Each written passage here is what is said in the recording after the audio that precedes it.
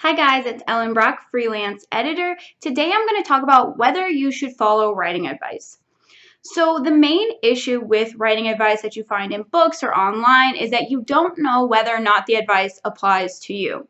So I'm not going to be talking today about bad advice, but just about when you read advice from somebody that you think is telling you something that is authentic, something that is true, whether or not that always applies to you, whether or not you have to follow that advice.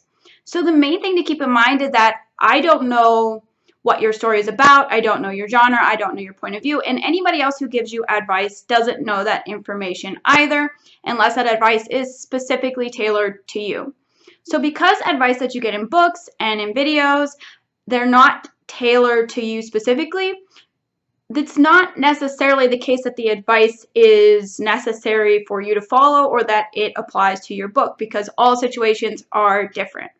And there aren't really writing rules, there are just different things that tend to work well. So when giving writing advice, people have to be very general to try to hit as many people as possible, to be as relevant as possible, and to cover the majority of situations. So the advice that I give on my channel applies to the majority of situations, but almost every book will have certain areas where they deviate, where they won't necessarily follow the rules as you would expect them to be set out. So for example, most books have a character arc, but there are certainly novels that don't have a character arc. But you have to understand why you would want a character arc and why you would not want to have a character arc. Because if you don't understand what it means to leave one out, then you aren't necessarily doing it for a beneficial reason to your novel. So when determining whether or not to follow writing advice, my best advice is to determine whether or not you really understand why you're not following it, because if you understand why someone feels that it is a good thing to include in your novel or it is good advice to follow,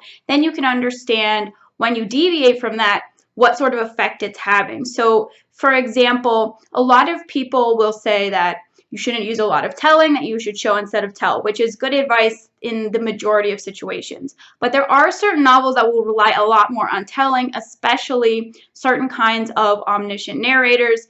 And it doesn't necessarily mean that that's wrong or that that's bad, because for that book it works and it is the style that the author is going for. So if you don't understand why telling is generally considered to be bad, you don't necessarily understand why it is or is not working when you're using a lot of telling in your book.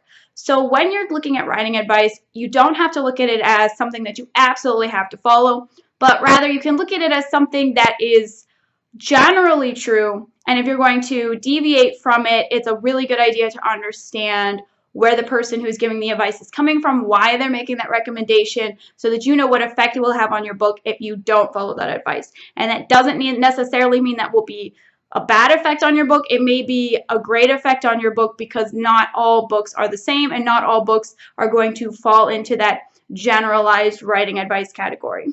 So I really hope this helped you get a better idea of when you should follow writing advice and how to determine if something applies to your book. If you have any questions, you can post them in the comments. And if you're not subscribed, please subscribe. And I hope to see you again with another video soon.